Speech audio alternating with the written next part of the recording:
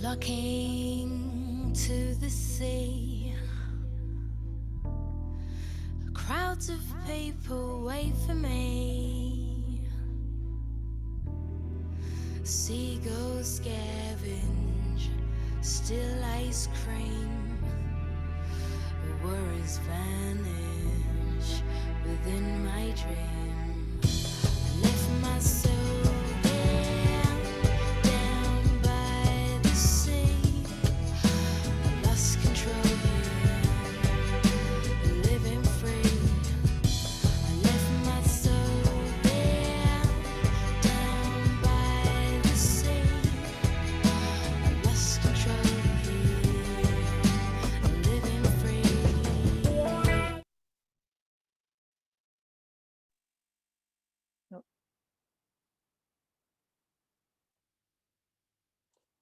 Hello, good morning, everybody. That's Has here. Sorry, it's been such a long time, but the summer has proved tricky for all of us.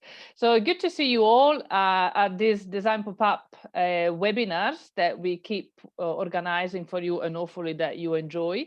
We are here today with Ewan and Mairi from Collective Architecture, and we'll be talking about how do we design happy spaces. Just a little introduction on our speakers, and then both Ewan and Mairi will have a short presentation for us, and then we can kick off with our questions as usual. Please remember we got a Q&A section in the Zoom control channels, so don't use the chat because I might get lost and lose your question. If you use the Q&A, that I've got better chance to keep an eye on everything. So with us today is Ewan Imrie, is an architect at Collective Architecture in Glasgow. He's a very experienced architect and joined the practice in 2004 after completing advanced architectural design at Strathclyde University. Before that, he's got a very interesting past as an artist and sculptures, and he has a honors degree in fine and art sculpture at the University in Dundee. Ewan's projects vary dramatically in scope and scale, ranging from bespoke exhibitions and a museum storage facility in Paisley to the delivery of large-scale housing regeneration projects. Ewan's projects have been highly acclaimed and have won numerous awards in reflection of his exceptional design ability, rigorous attention to detail, and understanding of place. Recently, the Secret Collection in Paisley won several awards for excellence in dealing with a technically challenging refurbishment of a basement into a publicly accessible museum facility. Ewan's current projects include a new central library for Paisley, Collective Architecture's own office fit out in Glasgow, which is proving to be difficult. Like every other building project at the moment, thanks to this horrible pandemic. And alterations to the Scottish Sculpture Workshop in Lumsden, and a residential home for young adults with autism at Camp Hill School in Aberdeen. Mairi Laverty, who very recently won an award as Young Architect of the Year at the Scottish Design Awards, is an employee elected director and architect at Collective Architecture. She joined the practice in 2010 after completing her master's in advanced architectural design at Strathclyde University. Since joining Collective Architecture, Mairi has worked on multiple projects ranging from sustainable master plans, public buildings, large-scale housing, conservation, and regeneration projects. She's currently developing proposal for phase 1 of the Water Row Generation project in Govan, Glasgow. She has also taught part-time at Strathclyde University and has engaged in student design reviews as a guest critic at the Mackintosh School of Architecture and the University of Sheffield. Mairi has also been a judge for the Glasgow Institute of Architects Design Awards and most recently presented as a keynote speaker at the Aberdeen Society of Architects Annual Dinner and Design Awards. So I won't waste any more of your time with my blah, blah, blah, and let the proper expert talk. So Ewan, shall we start with you? Okay, right, I'll share my screen. Thanks for the intro. A bit boasty from my part, I'm afraid. Thanks for joining us. Mairi and I are going to speak about some selected projects, give you a flavour of some of the work we do at Collective. Okay, just going to start my stopwatch so I don't go on for too long. So it's always a challenge to talk about collective architecture because we're very kind of varied, do mass amount of projects, and we've got quite an experimental structure. We're employee owned, and since the inception of the company, there's not a specific house style, there's more of a shared ethos. So generally as individuals, we're empowered to follow our interests and to run projects with colleagues as we see fit. So every combination of employees that give a talking collective will probably show different projects and give a different emphasis. So what Mairi and I are going to try and do is talk a little bit about why we make certain decisions and do things the way that we see fit, and emphasize the why rather than the what. So to come up with the theme, I had a chat with Mairi and we talked about what is it we're trying to really do, and Mairi says, well, I just want to make spaces that make people feel happy. That was lovely, and that's where the talk comes from. And for me, I think it's about ideas of comfort, safety, and making spaces that people are slightly excited to be in. So we'll talk about a few projects in those regards. And firstly, Mairi's going to give a wee history and background to Collective. Yep, I don't know if it's just my view, Ewan, but I'm seeing your preview as well. I don't know if Sarah can nod. Okay, right, I'm going to unshare and try and see I'm maybe sharing the wrong thing. Apologies. It's quite helpful for me, but... Right, okay, no, you don't see that. I must have selected the same one. Is that better? Yeah, that's it now. Perfect. Okay. So just on the previous slide, just a short background just on Collective. So we were formed, or Chris Stewart formed the practice in 1997? Or sorry, 2007. And then it's in 2007 we became Collective Architecture. Yeah, there we go. So here's the timeline. So it's 1997, Chris Stewart established Chris Stewart Architects. And then it was around about 2005, 2007, the decision was made to become employee owned. So really since then, as you can see, the kind of growth of the company over the last few years. But I think what's always been really important at the heart of everything we do is our ethos, which we'll come on to in the next few slides, and how we maintain that as the practice grows and we open up studios in Edinburgh and hopefully Dundee soon too. And the next slide is just looking at our structure. So as I mentioned, we've been roughly sort of 15 to we're now roughly 50 employees. But essentially, at the heart of everything are our employees and the fact that we are all owned.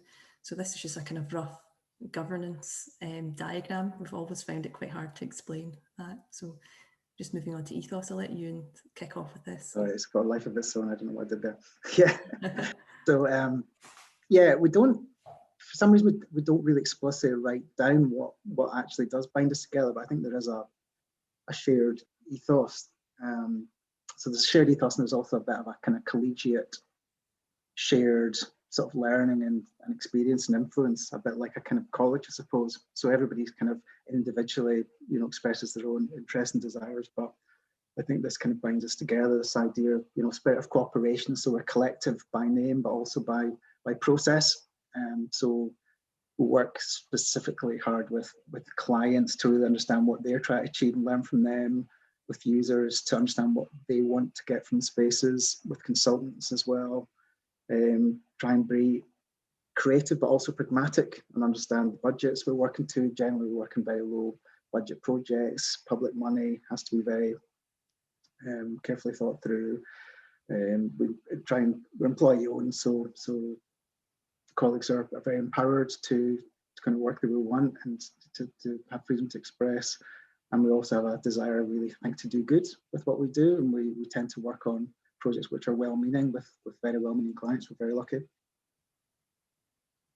Yeah, add to that, Mairi? Yeah, no, I think that kind of captured everything. And I think this sort of mind map was just something Ewan and I sort of were thinking about on preparation for today, and just how actually if we asked, and what we should do is ask all our colleagues to add to this. It'll be quite interesting to see the other thoughts that come through. But yeah.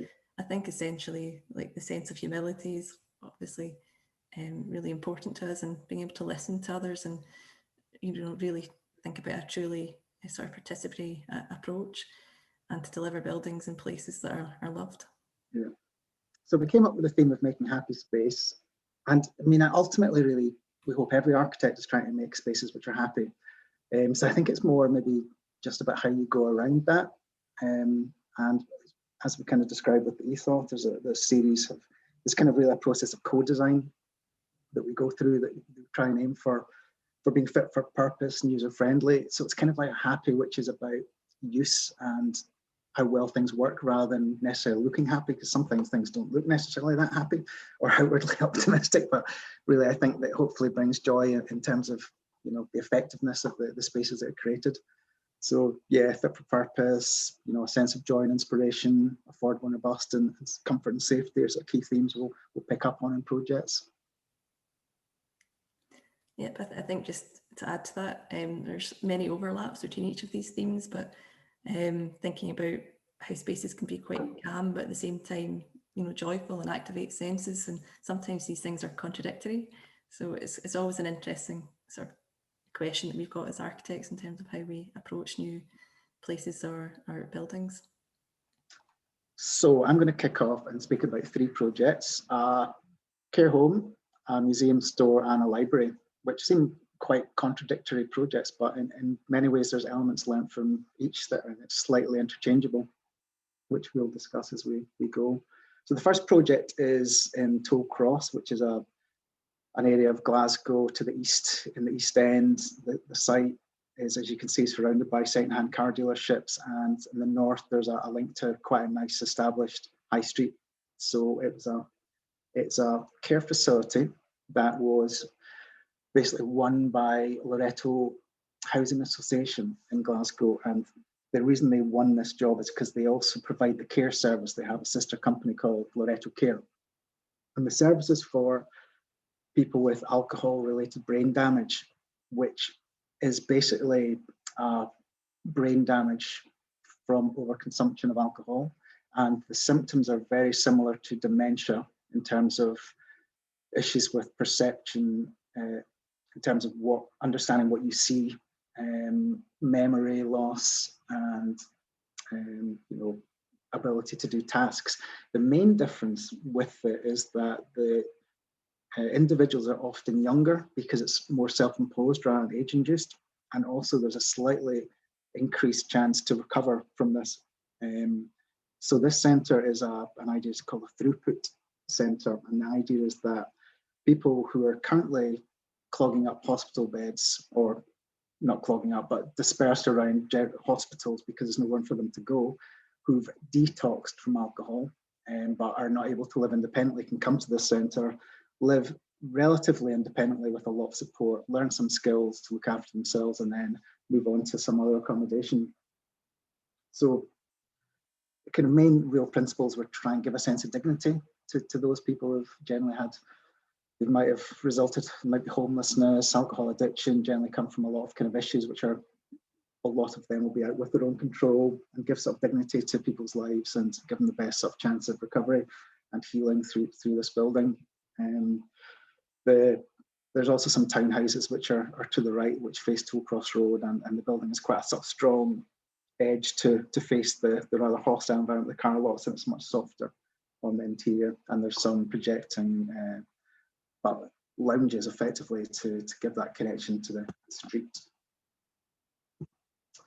In terms of organisation, the sort of key things about dementia design, and we worked hard with the client on this, and also dementia services at University of Stirling, are to kind of avoid dead end corridors, because there's a kind of wandering that occurs, create distinctive spaces, and create kind of level of independence, and try and aid understanding of orientation at every opportunity. So the building has a kind of almost an internal street, which is enlivened by lounges, dining rooms, surgeries, and staff areas to the east side, and then it's got wings. So groups of people live in approximate groups of 6, and together there's sort of 22 studios. So you don't have to kind of get to know that many people. Dining rooms are for 6 people, and lounges for 6 people, and there's a large lounge that everybody can join.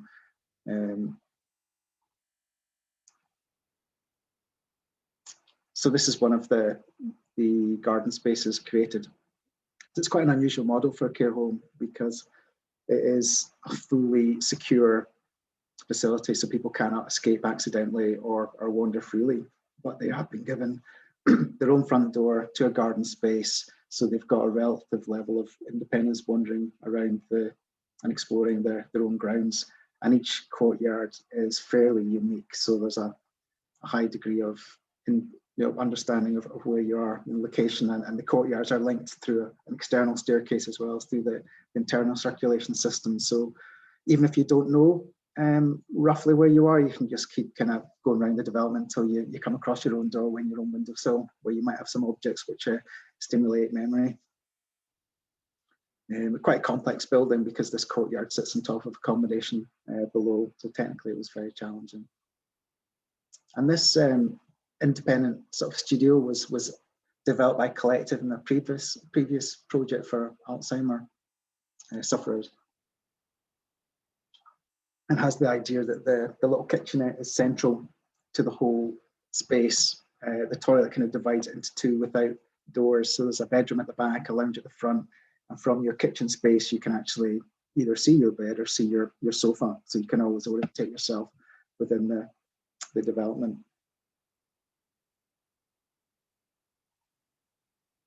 And kind of lastly, just to say, in terms of the corridors, what we really tried to do is have a lot of glazing into the corridors, so obviously a natural light, but also it helps maybe orientate. So whenever you're in the corridor, you can see views to, well, that's the upper courtyard, that's the street, get a sense of where you are.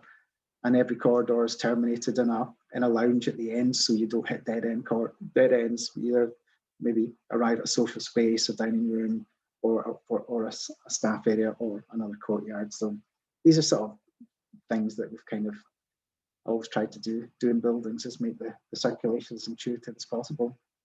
Another thing to note on dementia buildings, you often see quite harsh colour contrast between floors and walls. In this project, we just tried to have a much calmer material palette, but for dementia sufferers, a change in colour on a flooring can look like a step, because it can be thought to be a shadow, so people can trip on a flat bit of floor. So there's a coordination of surfaces between indoor flooring and external surfaces, and this continuation of flooring surfaces, and that sort of approach can be used in public buildings as well, just to help make buildings as accessible as possible to the widest range of people. So moving swiftly on, just with time. I'm going to talk about a couple of projects in Paisley now. And this one is called the Secret Collection. And it is a museum storage facility, which is unique in that it is very central. And Paisley have this wonderful strategy of trying to put public buildings on their high street, which is suffering the fate of many high streets and loss of trade and income. And this is literally 5 minutes from the train station and right in the heart of the shopping district. So ultimately, the building was to provide an excellent climate conditioned storage facility for their back of house museum sort of stock. And it's tied up with this massive museum redevelopment project by Amanda Laverty, architects in Paisley. They had to move out pretty much all their collection from their existing stores into this facility to allow that building to happen. So the storage for fine art, ceramics, social history. We worked very hard with the client to establish the storage needs, met with the curators regularly. We came up with a kind of broad volumetric design for the storage to make sure it would fit, and tried to make it work as well as possible in the space. And it's extremely low cost project. It's about 2,100 square meters, delivered at about 2.5 million. So it's a very low cost project. And the challenge was significant. That the concept is it's an accessible museum store, which is a kind of way that most museums are going now, where you've got a largely private collection, and maybe you're only showing about 1% of your collection publicly at any one time. So 99% is largely invisible. So you offer tours into your store. So you try and make your corridors a bit wider, make it a little bit more accessible, have some education facilities and toilets to welcome visitors. So this is a great example, but as I said, it's unique and it's actually physical accessibility, because often these are on the outskirts of towns. But this was the space. It's a former Littlewoods department store, basement, and on face of it, not a lot going for it, largely underground. But so it was really much a challenge of making something out of nothing and working with the only element that really existed out of quality, which was this wacky Littlewoods terrazzo floor with the distinctive Littlewoods L pattern. And concept really, my mind went back to the last scene in Raiders of the Lost Ark, when they wheel in the Ark into this fictitious store, which goes on forever and ever and ever. And that idea of the excitement of this enormity of the collection and the potential that exists in there was something we wanted to explore. So the very simple plan, really, there's a tiny entrance on the high street at an upper level, or the high street level, send down a staircase into a waiting area in the basement. And then the main feature was to make a corridor as long as possible, almost like an infinity corridor or something you get in a space station, with windows into stores to either side. And the staff zone is located at the only point where we could get some natural light into the plan. And one of the key things that we came up with at one point was to survey all the floor tiles on the Littlewood L and use that to actually locate all the walls. So that became the organizational device for the space and tied the two things together.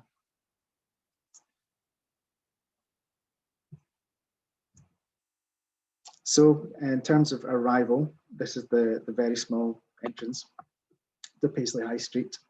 The entrance itself is just those glazed panels, and we redressed the frontage to include the doors descending from the upper floor, which isn't actually part of the site. So we tried to make a little bit of a statement, but not too much of a statement, because it's public but not public. You can only access by appointment. So you arrive down through a transitional stairway, which we took out the existing one and we created a new winding staircase to just allow a little bit of natural light to descend into that space, and then this glimpse of an education room, giving a hint of the depth of the basement beyond. The staircase descends into a rather dingy waiting area, so you're kind of getting that sense of descending down into the deep. And off that waiting area, there's toilets and an education room. And then you go through a little corridor, and then you come into the main organizational sort of corridor gallery, which gets that slight surprise that you're suddenly in this quite designed sort of space with large windows that reveal the wonderful collection, and in particular the collection of looms and weaving goods that you can see through that window in front is kind of particularly wonderful. But there's something as well in this project which is playing with kind of an ugly beauty, because the floor isn't really beautiful and none of the space is beautiful, but we kind of combined this with a slightly uncomfortably large graphic. I worked with ISO design on that, and the colour scheme was developed by artist Toby Patterson, and again it was quite off colours. The yellows are slightly grim dated yellow, but you know, together with the slightly ugly breeze block, there's a coordination of all those elements that somehow becomes a little bit attractive in how it's coordinated and dealt with, and the lining up with the floor. And then you've got this slight uncertainty, which came first, the museum store or the floor, because the two coordinate. So we were playing these kind of games, but it sort of works in a strange way, and I think people do really enjoy visiting, and the staff really like working there. So going back to kind of talking a little bit about the ARBD corridors, there's a few visual links. There's the connection from the view from the corridor through the research room to the one window we managed to get into the staff office. So there is these glimpses of the external spaces, and the education room also has a window which looks up to the stair and looks up to the street. So you've got these little things which help orientate and tie yourself back, so you always know your route of escape. The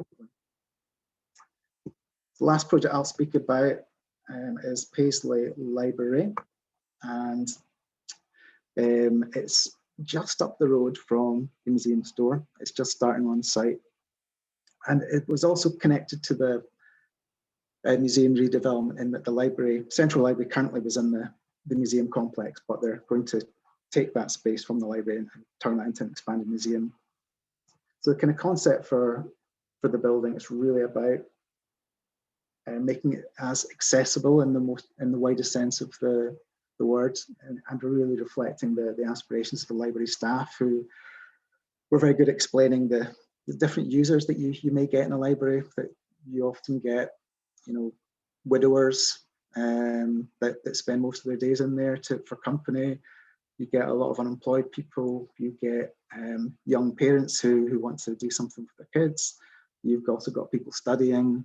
So you've got this vast kind of array of every element of the population. And also libraries are pretty much the only free space in cities where you can go in and not spend any money. And they've also got this, there's not an actual cafe in the space, but you can bring a coffee in from the street and drink it within the space. Or there is going to be a vending machine which gives you access to which you can take your coffee out into the external roof terrace. So it's really a series of urban rooms effectively.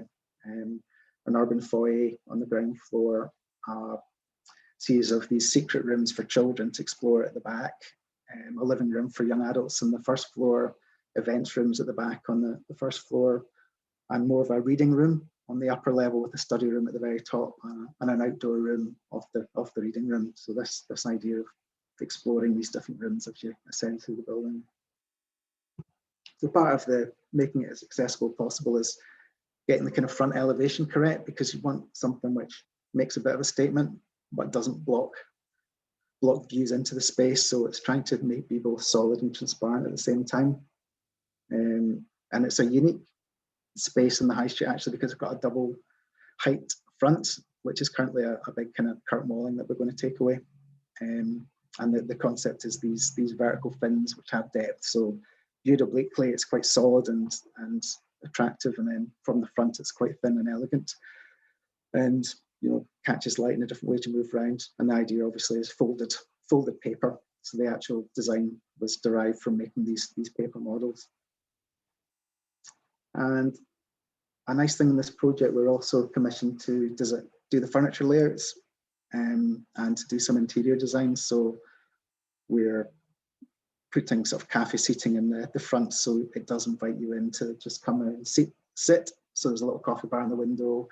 You can come in and just dwell in the space without really needing to access the library collection, and just use it as a space to hang out.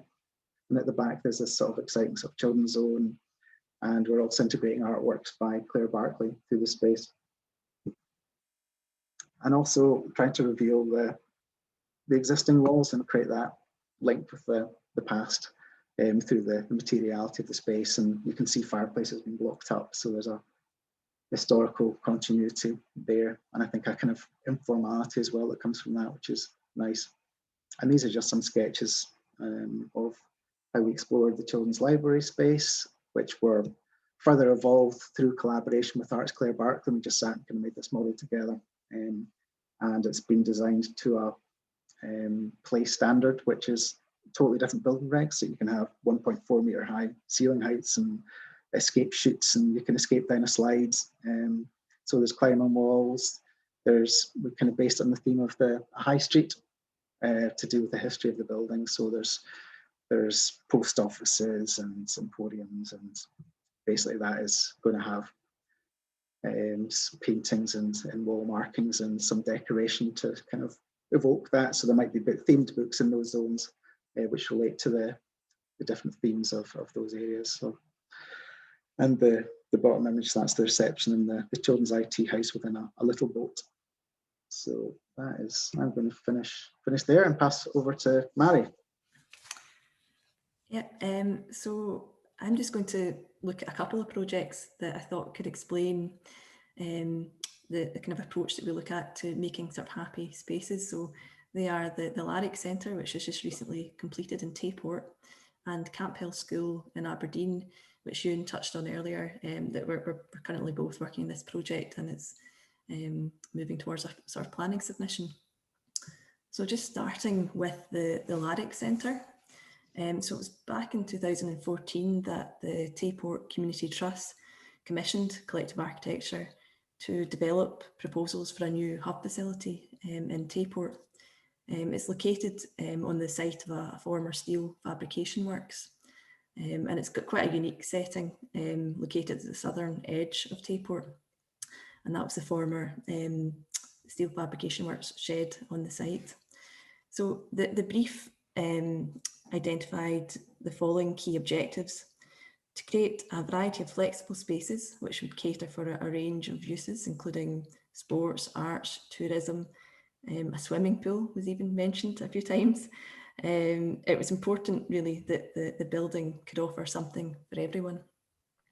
And obviously it was to transform the previous site you saw in the last slide, that was really, since it hadn't been used, it was becoming quite an eyesore.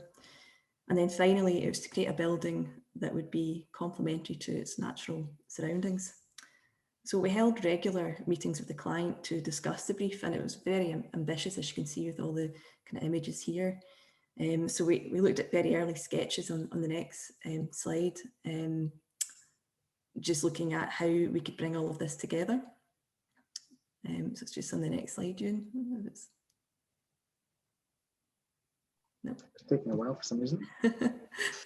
So I can talk through it anyway. So basically, it's how we would combine all of that on the site, but understanding there was a budget. So we worked really closely with the community and the trust to think about how the site could grow over time. So it wasn't taking away from the future adaptations that could happen. So that was really important. Whilst there was a kind of a budget to start with, we were thinking about the future and how the site might evolve over time. So essentially it was creating almost a shopping list of what the desired needs were for the building and what we could deliver initially on the site. So when we were exploring these options, it became clear that there were two key strands. There was the sports strand, so the sports hall, and then there was the community strand or tourism, sort of thinking about two separate halls. So it became clear that in order to do that, a central circulation core would be most suited to needs, and sort of separating these two functions, but allowing that meeting place in the middle where we could gather. So these were just early sketches. We were exploring the different massing and thinking about expansion. At one point it was a 4-court badminton hall, and then it was a 2-court, and actually in reality it's now a 1-court, but I was always thinking about how that could evolve and adapt over time. So looking at the final plan that was submitted at kind of planning stage, it's not really changed from what's built now. You can see the two strands, so the sports hall to the north in blue, and the orange sort of community strand that could open out into the cafe and create this sort of flexible, sort of open space. It's also really important, the plan's actually orientated true north in this image, and we're really keen to take advantage of the open views to Tentsmuir Forest, which are to the east. And the cafe siting at the heart there was really important, having that southern aspect. And then thinking about a circulation core, which was quite tight, but would almost sort of carve out little moments where people could meet or gather, and sort of blur the boundaries and create sort of informal points for information as well. So looking at the standalone site, it's quite daunting when you've got like an open site and you've got to think about how the building is going to fit within its landscape. So I suppose in order to do this, I think it's really important to think about colours and tones and how they can be familiar. The image here shows a derelict bothy with simple forms, yet a bold red roof, which somehow sits really comfortably in its site, and it brings with it a sense of clarity and harmony. So at the Laverty Centre, clearly proportion and setting was really important. We were keen to respond to the rich history of the site within the wider setting, and it was really important that we also touched the landscape really lightly.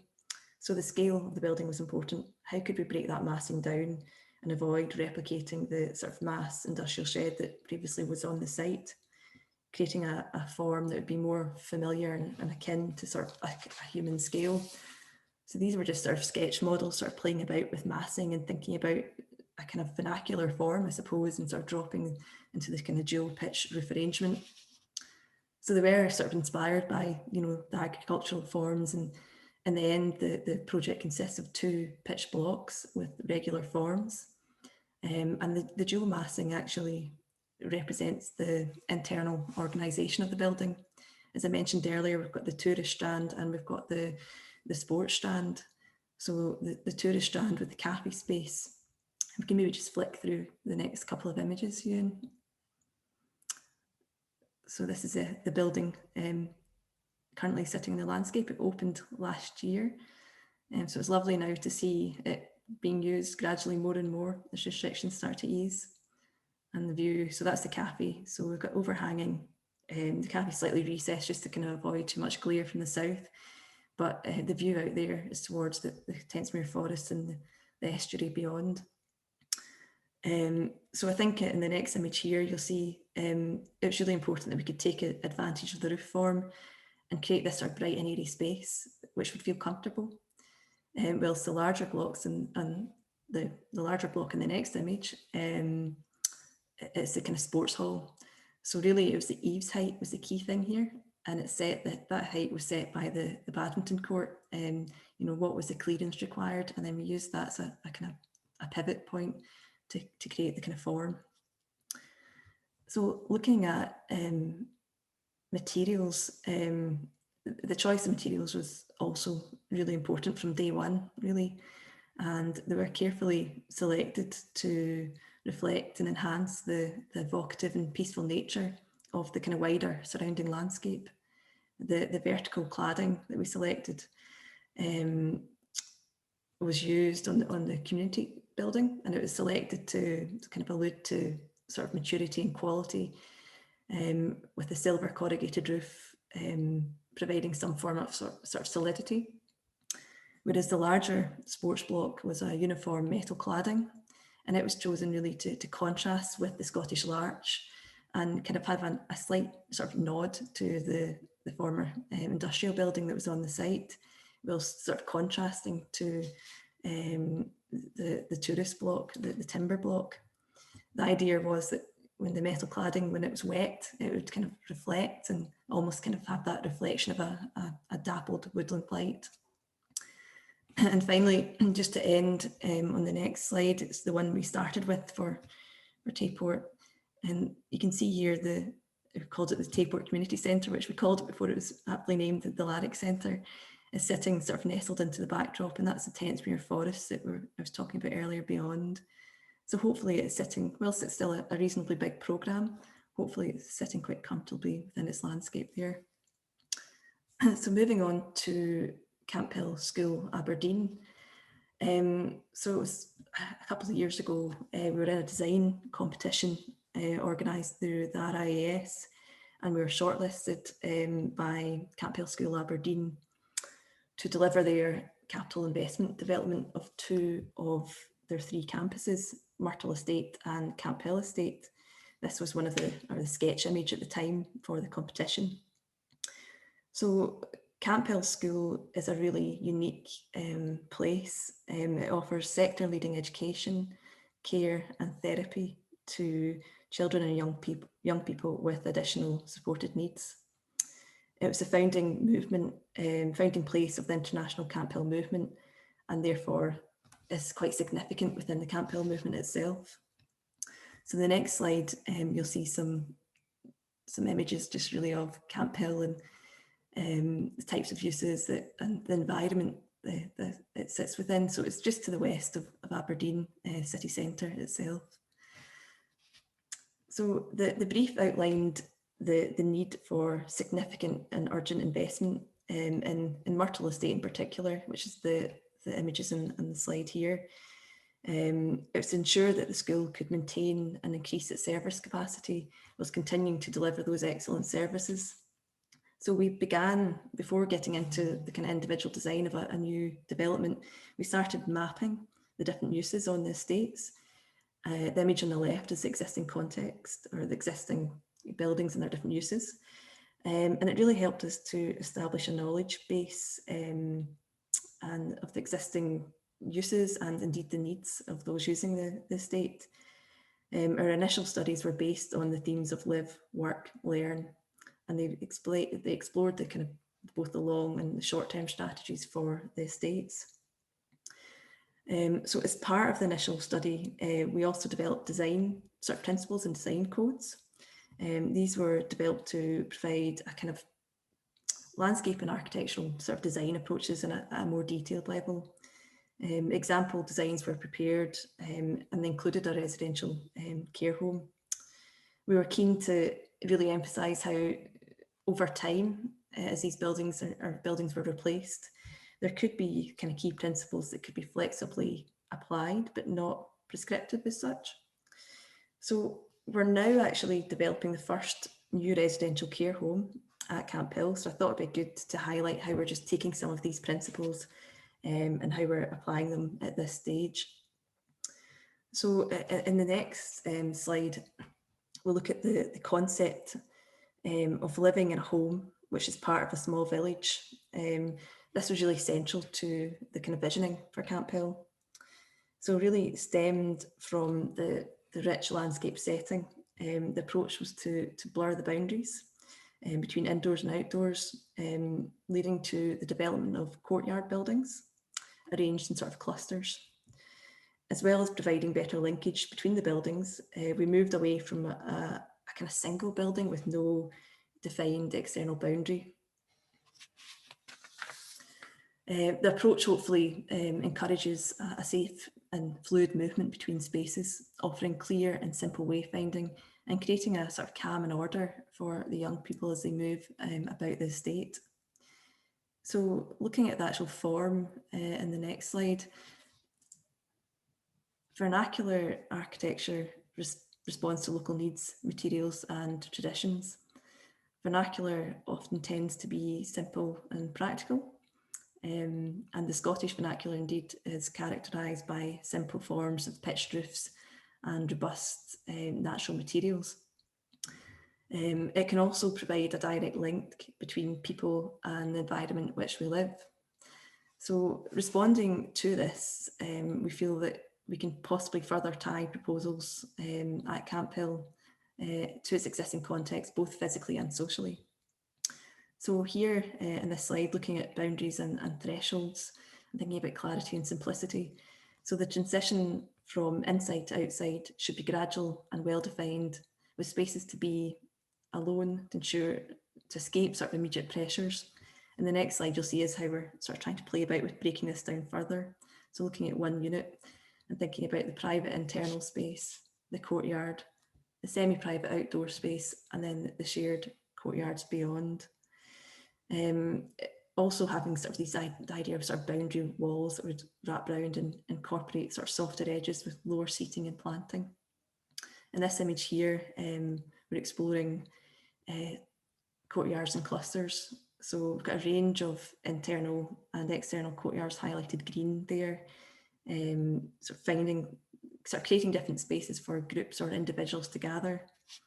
This approach works both at estate scale and at domestic scale, as you can see here, and offers, hopefully, or will offer, a greater sense of protection, spaces to be together, spaces to be alone, and a stronger connection to nature, which will hopefully help to enhance the sort of sensory environment that the young people feel there.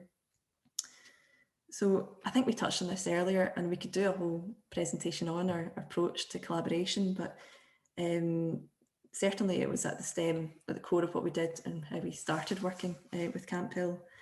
And we had many sort of engagement exercises, looking at firstly sort of the mapping exercises and how people moved around the estate, to then having these kind of more focused workshops with the young people, just thinking about spaces to be alone and spaces to be together, you know, just really breaking it down. And here in this example, we were designing rooms, sort of their own bedrooms, and what that would feel like.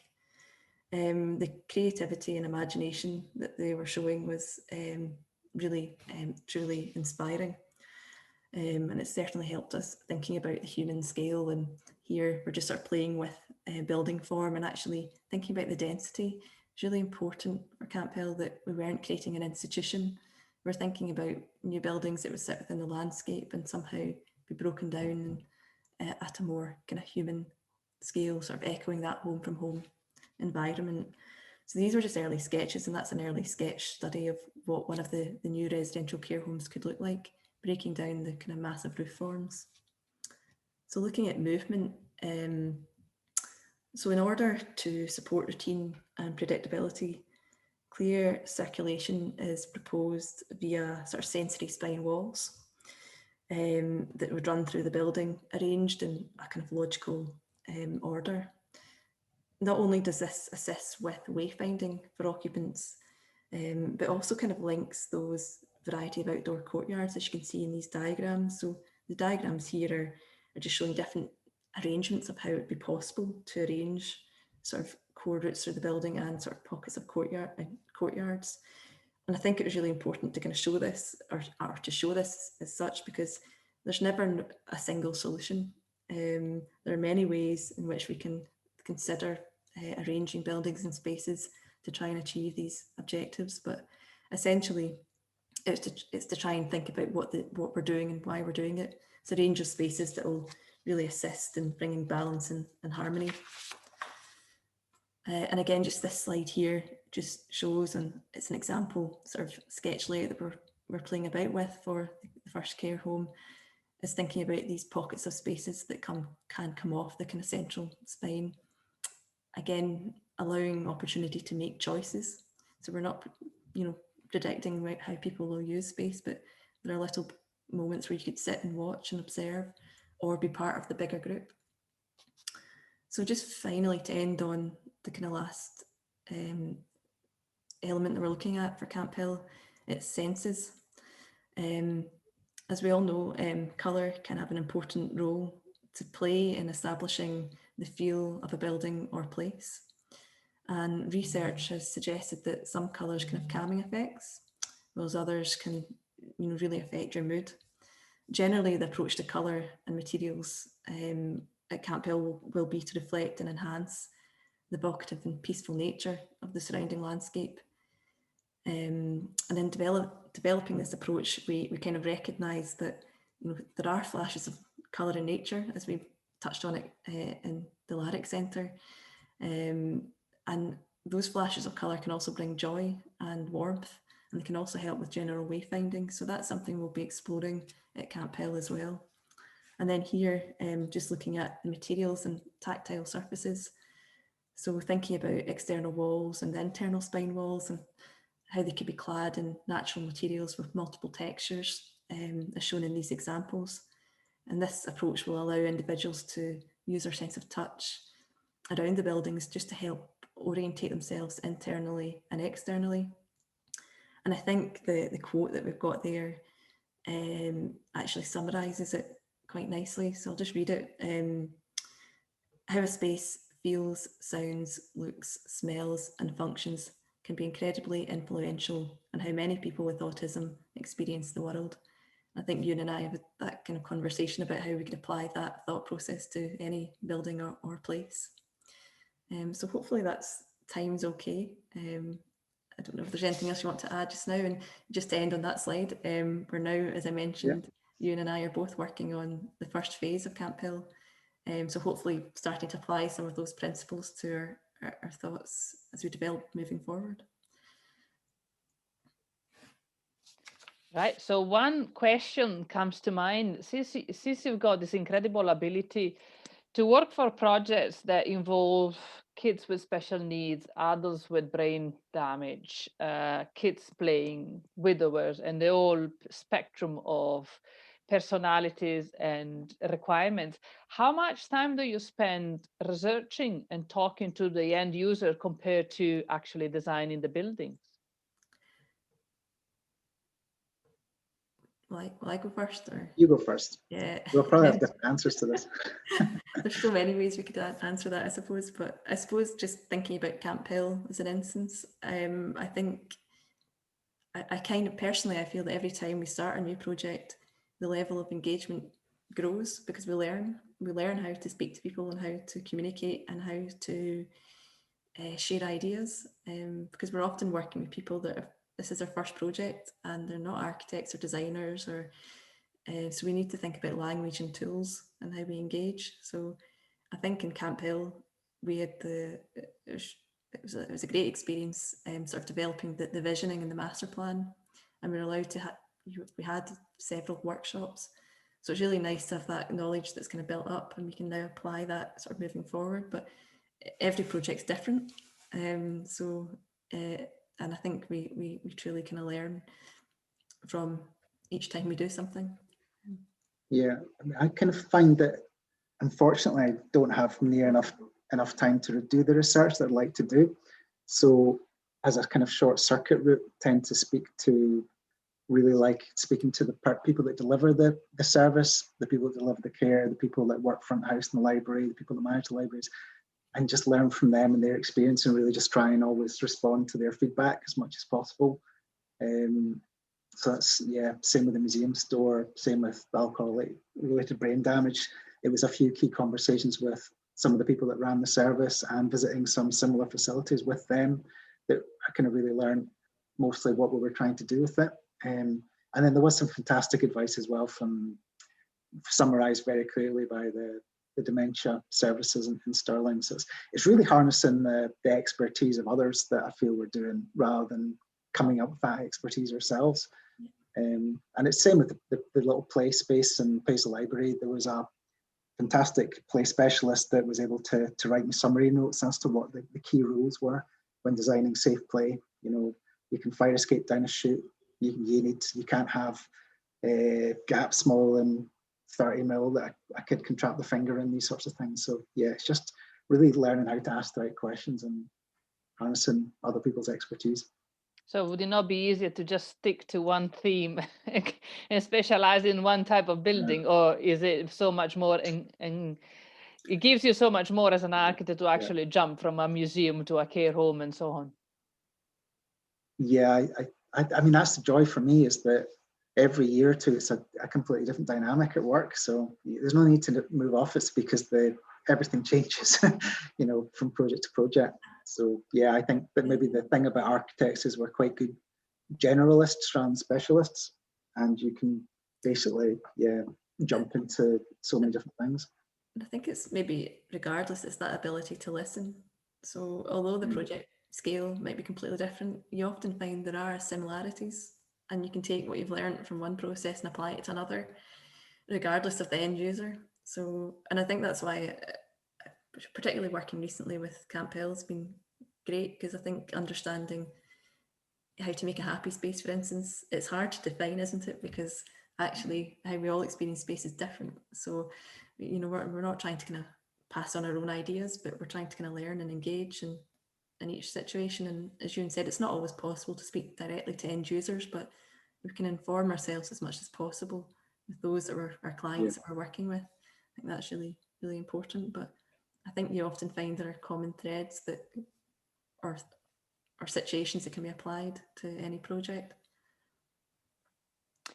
And in our pre-event chat, we were speaking about the collective architecture's ethos, as in you tend to put the focus on the end user rather than on the aesthetics of the building, but yet you still build stunning buildings that get so many awards all over the country. So again, where is the balance in that? How much the requirement of an end user influences the aesthetics, but how do you preserve the fact that you're still building beautiful buildings that will last for a long time? Yeah. I think Mairi probably does more beautiful buildings, so maybe she'd answer first. I'm not sure about that. The Paisley Library front is absolutely stunning. So, oh, thanks. I mean, for me, I think that it's maybe shifting from. Well, I kind of like to start really pragmatic with a good plan. We make sure the building's really well organized and follows really sound principles, and not get too wrapped up in form and aesthetic until much later in the day.